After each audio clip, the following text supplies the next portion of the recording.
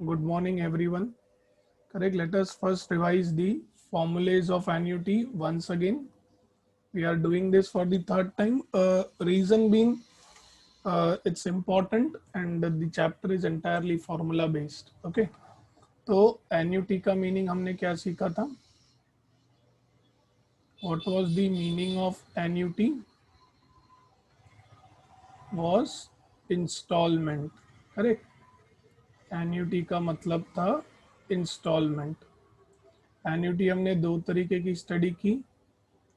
अगर मैं लोन लेता हूँ या तो मैं पैसे बोरो करता हूँ, if I am taking loan और आई एम बोरोइंग, करेक्ट, तो हम उसे कौन सी एन्यूटी कहते हैं एवरीवन? अगर मैं लोन लेता हूँ या पैसे बोरो करता हूँ तो we call it as dash annuity.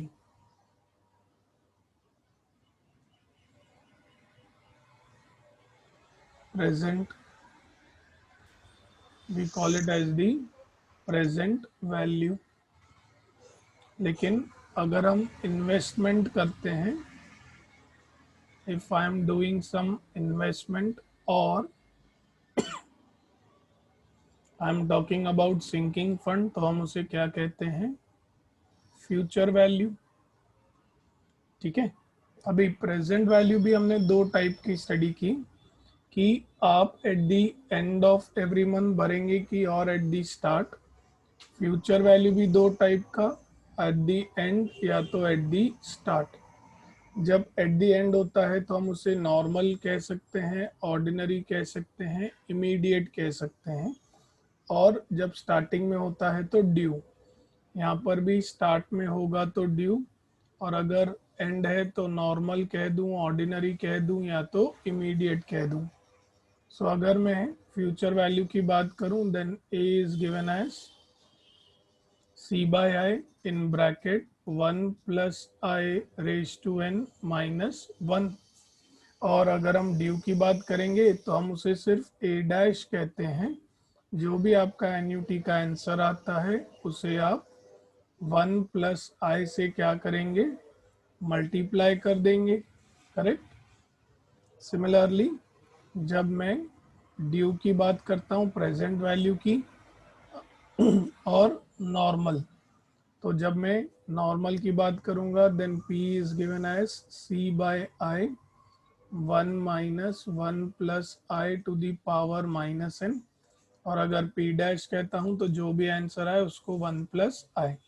या तो अल्टरनेटिवली मैं ये भी कह सकता हूँ that P dash is equal to C by I. C को मल्टीप्लाई कर दो 1 प्लस आई से, 1 minus 1 plus I raise to minus N. So any of the things will work. ठीक है। सो ऐसे कुछ चीज़ें हमने की और इस पर हमने कई सारे सम्स भी किए हैं। I think we have completed till sum number 8 और हमारा 15 और 16 सम भी हो चुका है। We are about to start with sum number 9, right everyone? We are about to start with 9th, right? Okay. So let us begin with sum number 9. क्या दिया गया है? Everybody first read the question. We are dealing with sum number 9.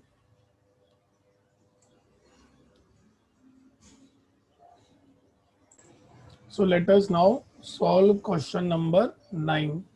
हमें दिया गया है find the rate of interest compounded annually. तो solution number 9, हमें रेट ऑफ इंटरेस्ट जो है वो निकालना है, यानी कि हमें आर निकालना है। ठीक है। फिर of an annuity immediate, annuity immediate मतलब at the end, at the end का मतलब future value, at ₹20,000 per year amounts to 2,60,000 in 3 years। Okay, इसका मतलब मुझे सी का वैल्यू दिया गया है 20,000। ठीक है। एन्यूटी ए का वैल्यू दिया है 2,60,000 और एन मुझे दिया गया है 3 years। करेक्ट। कंपाउंडेड एनुअली है तो we need not worry about anything. So let us find A, we know it, it is equal to C by I in bracket 1 plus I to the power n minus 1. तो ये दिया गया है 2,60,000 is equal to 20,000 I हमें चाहिए, correct. और यहाँ पर है हमारे पास 1 प्लस आई, n का पावर है 3, n 3 ईयर्स दिया है माइनस 1, ठीक है। तो यहीं पर मैं कुछ चीज़ें रेड्यूस कर सकता हूँ, जैसे कि आई कैन कैंसिल जीरोस 1 2 3 4 1 2 3 4 और 2 अगर वो साइड चला जाएगा तो I will get it as 13। 13 is equal to 1 plus I cube, 1 plus I cube minus 1 divided by I. अभी सभी लोगों को आई क्यूब का तो 1 plus I the whole cube का फॉर्मूला मालूम होगा, A plus B whole cube, ठीक है। तो मुझे यहाँ से क्या मिलेगा, 13 is equal to A cube plus 3 A square B plus 3 A B square plus B cube minus 1 divided by I. Now I 1 will get cancelled, I को common ले सकते हैं, so I will get 13 is equal to I common 3 plus 3i plus I square divided by I, ठीक है। Now एक एक I cut हो जाएगा तो हमें क्या मिलेगा, 13 is equal to 3 plus 3i plus I square. So I am getting a quadratic equation which is I square plus 3i minus 10, ठीक है। तो इसके फैक्टर्स क्या होंगे, +5 and -2, everybody agrees, sorry, can I say the factors will be +5 and -2? Correct. So I am going to get 2 factors. यहाँ पर करते हैं, I am going to get I plus 5, I minus 2 equal to 0. Product of 2 terms equal to 0 means first term equal to 0 or second term equal to 0.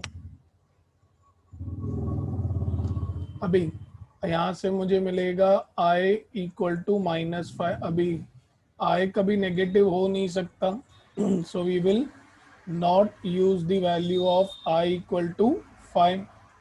हमें क्या मिला, i is equal to 2, correct. हमें चाहिए rate of interest, i 2 है और हमें पता है i is what, r by 100, सो 2 is equal to r by 100, तो मुझे r का वैल्यू क्या मिल जाएगा, 200%, correct. Anybody having any doubts in this sum, any doubts to anyone? So let's move ahead for sum number 10 now. I request you all to read question number 10 carefully.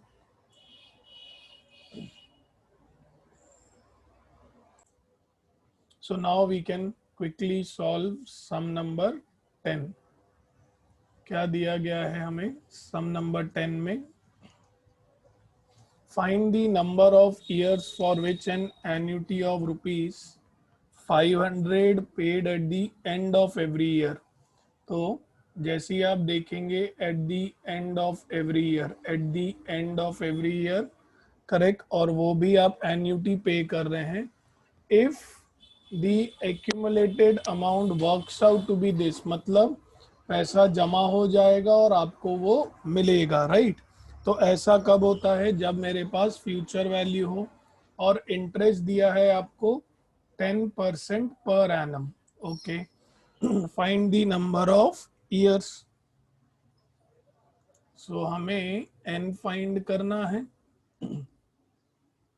सी दिया गया है 500, ए दिया गया है 1655 और आर दिया गया है हमें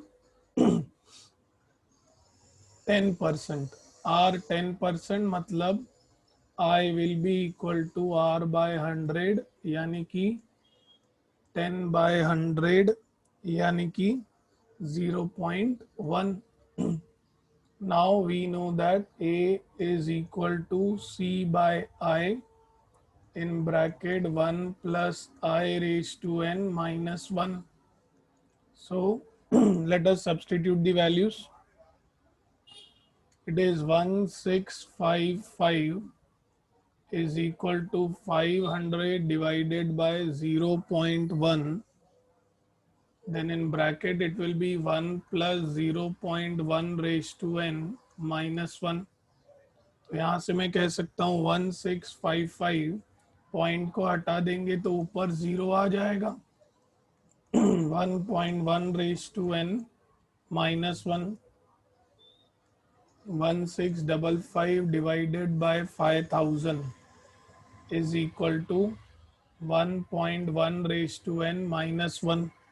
अभी आप माइनस 1 को वो साइड लेके जाइए, take minus 1 on the other side, so you will get 1655 upon 5000 plus 1 equal to 1.1 raised to n.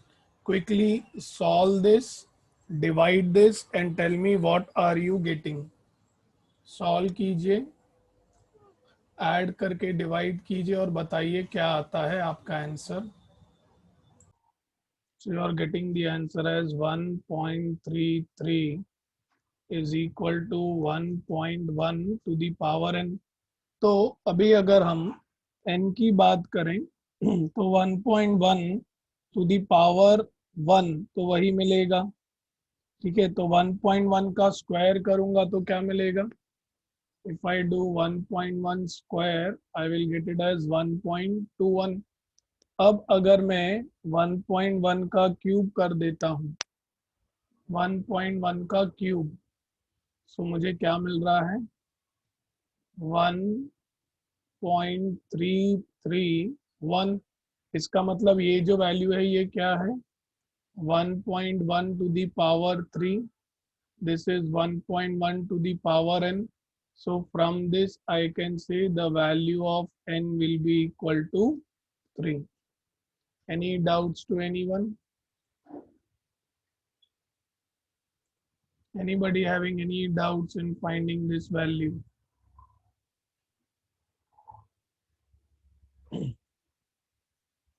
Okay. Now I request you all to read sum number 11. Please read sum number 11.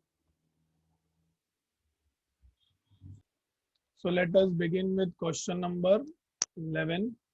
क्या दिया गया है, find the accumulated value of annuity due. Okay, very good. annuity due बोला है उन्होंने। So annuity due का मतलब at the start, at the start मतलब a dash।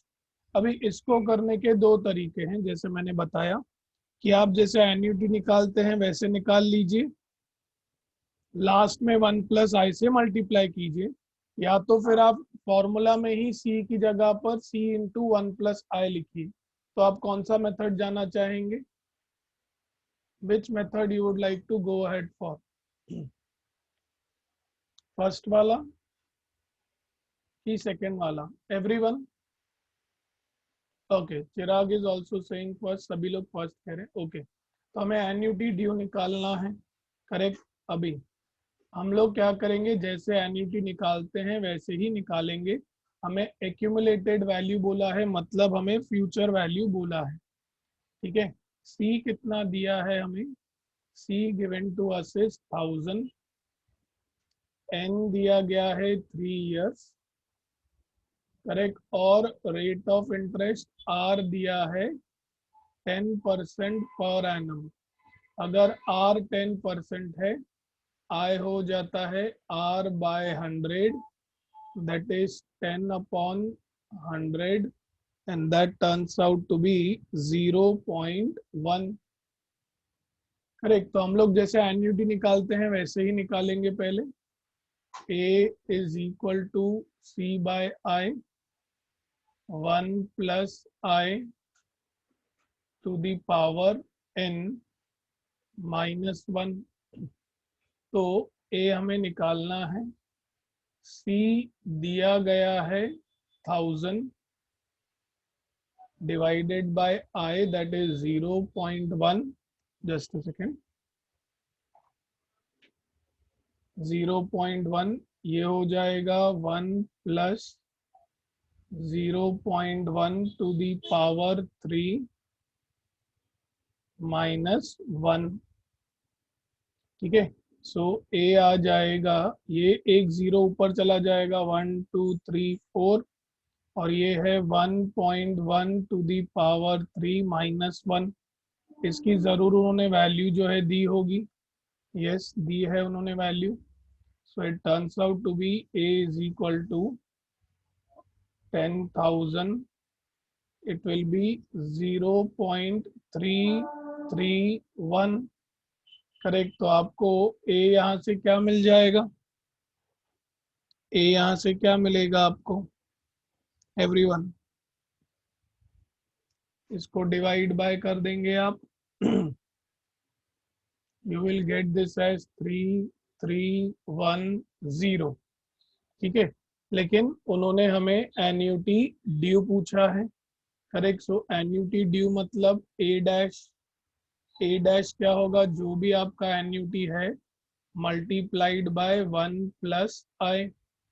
So 3310 in bracket 1 plus 0.1, so 3310 in bracket 1 point I.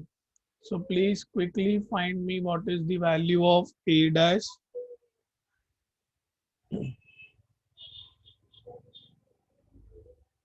Okay, Dev and Sachin gets the value as, okay, even Bisakha has got the value as 3641, ठीक है। तो आप please final answer, चिराग देखिएगा, निखिल आप भी सुनिए, सभी लोग फाइनल आंसर क्या लिखेंगे। The accumulated value of annuity due is ₹3641, correct. क्या आप वो खुद से लिख पाएंगे, the accumulated value of annuity due is ₹3641, सभी लोग खुद से लिख पाएंगे, okay. So this becomes the answer for your sum number 11.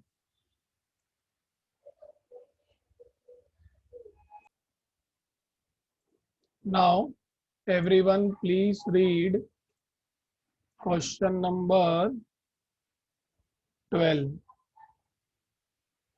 Everyone please read question number 12. So sum number 12. Sum number 12, let us begin with that. अच्छा, मुझे सिर्फ इतना बताइए कि हमें निकालना क्या है। एक बाजू उन्होंने एक्यूमुलेटेड वैल्यू बोला है और एक बाजू उन्होंने ये कहा है कि वो लोग हर पेमेंट बिगनिंग में करेंगे। So basically what we need to find, anyone who can give the answer for the same. क्या निकालेंगे हम, यस करेक्ट विशाखा, लेकिन विशाखा प्रेजेंट वैल्यू की फ्यूचर वैल्यू, ड्यू जो है वो किसका, प्रेजेंट वैल्यू का कि फ्यूचर वैल्यू का।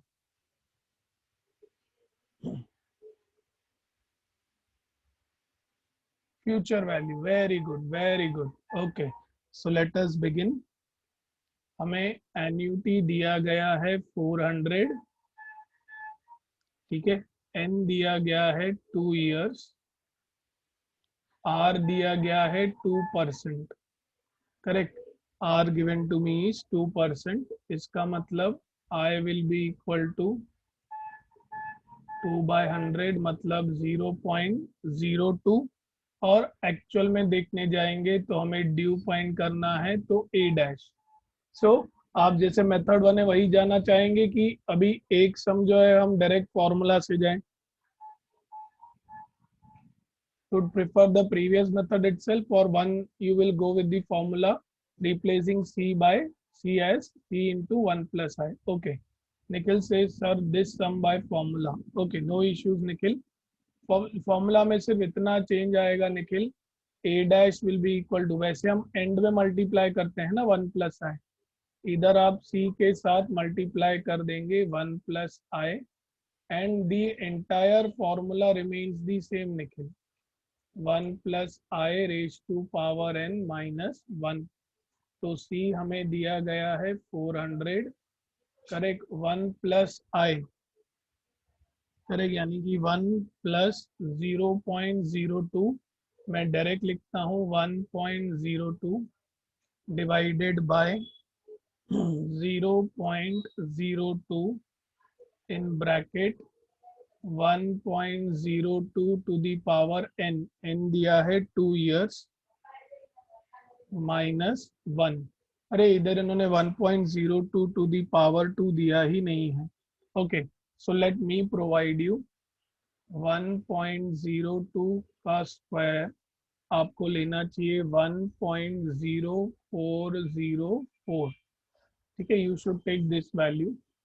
तो now this will be 400 into 1.02 divided by 0.02 in bracket, ये क्या आ जाएगा 0.0404, ठीक है।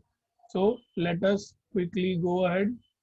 400, इधर 2 जीरो और आ जाएंगे, करेक्ट, और इधर आ जाएगा 1.02 डिवाइडेड बाय 2, और इसको आप लिख सकते हैं 404 divided by 10000।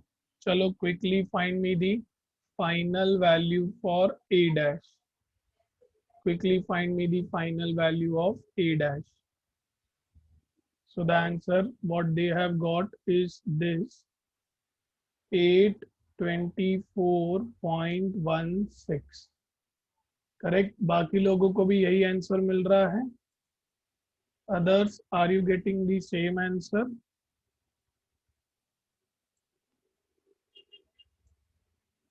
Okay, now I request you to read question number 13. I request you to read question number 13 quickly. Okay, everybody has completed reading. Let us quickly now jump to 13. 13 में देखिए क्या दिया गया है। डायरेक्ट पूछा है present value of an annuity due, they have asked it directly. तो अभी इसके भी दो मेथड्स हैं, करेक्ट। पहला वाला क्या है कि जैसे आप प्रेजेंट वैल्यू निकालते हैं वैसे ही निकालिए, फाइनल आंसर को फिर हम 1 प्लस आई से मल्टीप्लाई करेंगे, और directly the formula, correct. So which method you would like to go ahead for?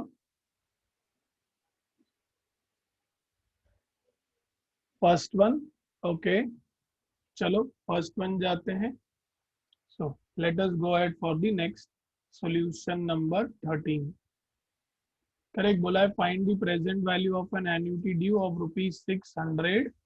Okay, 600 rupees, तो हमारा सी का वैल्यू हो गया 600। ओके, फिर क्या बोला है पेड क्वार्टरली। क्वार्टरली मतलब कितना, एक साल में कितनी बार? If they have told quarterly, तो एक साल में कितनी बार? 4 बार।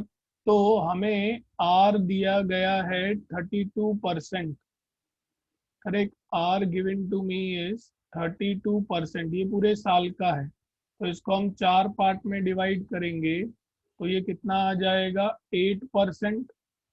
Everybody agrees.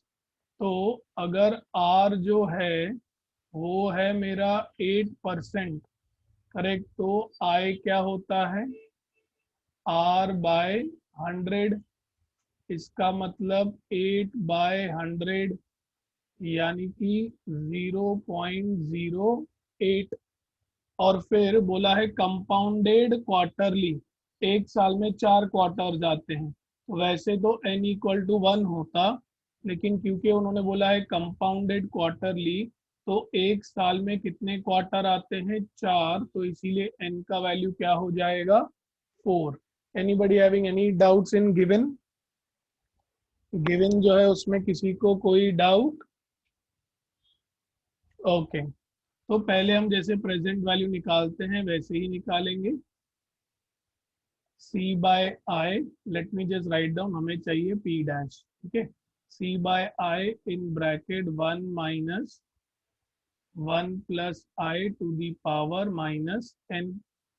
सो ये आ जाएगा 600 divided by 0.08, 1 minus 1.08 to the power minus 4, correct.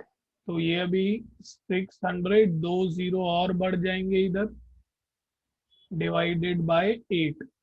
This will B 1 minus कितना वैल्यू दिया है, 0.7350, ठीक है। तो ये कितना आ जाएगा, 1 2 3 4 डिवाइडेड बाय 8। इसको सब ऊपर तो है, सब जीरो हो जाएंगे, फिर कैरी करूंगा तो आखिरी वाला तो जीरो ही आएगा। फिर आएगा 10 - 5 एज 5, फिर 9 - 3 एज 6, ठीक है। फिर this will turn out to be 2, तो 0.2650 आ रहा है, correct. Quickly find me the answer for P, quickly find the answer for P. फिर पी डैश कैसे निकालेंगे, जो भी पी का आंसर आएगा इंटू 1 + I, मतलब जो भी पी आएगा इंटू 1.08, करेक्ट। पहले मुझे पी का आंसर दीजिए, फिर हम पी डैश का आंसर जो है वो देखेंगे। So the value for P is 1987.5। तो अभी पी डैश कैसे निकालेंगे, correct, 1987.5 into 1.08। Quickly find me the value for P dash. Be quick, jaldi. So majority of the students are getting the answer as 2146.5, and that turns out to be the correct answer, correct. So now we will move ahead for the last question. I request everyone to please read question number 14. So everybody has read it. So you would have observed this question is dependent on the relationship between present value and the future value. देखो क्या दिया है, an annuity immediate is to be paid for some years at 12% per annum, correct. उन्होंने हमें क्या दिया है, are दिया है, आर दिया गया है 12% per annum. The present value of the annuity, मतलब उन्होंने हमें पी की वैल्यू दी है, value of P is 10,000, correct. And the accumulated value, मतलब ए भी दिया हुआ है, दैट इज 20,000, करेक्ट। अब बोला है find the amount of each annuity payment, मतलब हमें क्या ढूंढना है, सी ढूंढना है। तो we know that, correct, what we know, the relationship between annuity immediate and annuity present value and future value, 1 by p minus 1 by a is equal to I by C. अभी R 12% है, ठीक है, are 12% है तो आई क्या होगा 12/100, यानी कि मैं कहूँगा I will be equal to 0.12। So will just substitute the value 1/10,000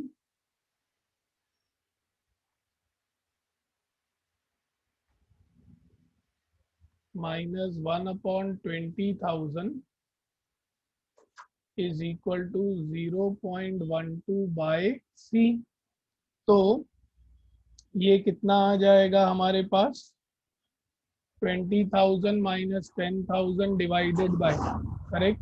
सो अगर मैं पॉइंट में भी लेके जाऊं still I will get the answer to be 0.5। क्या मैं कह सकता हूँ हमें मिलेगा 5/10,000। Do you all agree with this? Okay, so quickly solve me this and tell me what you get this as. Dash upon dash is equal to 0.12 by C. Quick, reduce it and tell me. So once we get this तो हम कह सकते हैं 0.00005 divided by 0.12 is equal to से 1/C। तो क्या मैं यहाँ से ये नहीं कह सकता that C will be equal to 0.12 divided by 0.00005। चलो quickly give me the value for C। जल्दी से मुझे C का वैल्यू बताइए। So majority of the students are getting the answer as 2400। Okay, Chirag, Visakha, Sakshi, Dev, Mansha, Deepika, Nikhil have got this. And that's the correct answer. Okay, so we have completed the entire exercise. Sum number 15 and 16 were already been covered in the previous lecture. So even this half of the chapter is completed. In the next lecture, we will continue with the insurance part. और probability का basic सभी लोगों ने attend किया था, तो I will request that अभी फिर हम एक बड़ा चैप्टर मैथ्स 2 का कंप्लीट करें, करेक्ट, और हम फिर जाएंगे मैथ्स 1 पर, ठीक है। So we will stop here until next lecture. You all stay home, stay safe, have a great day ahead. Thank you.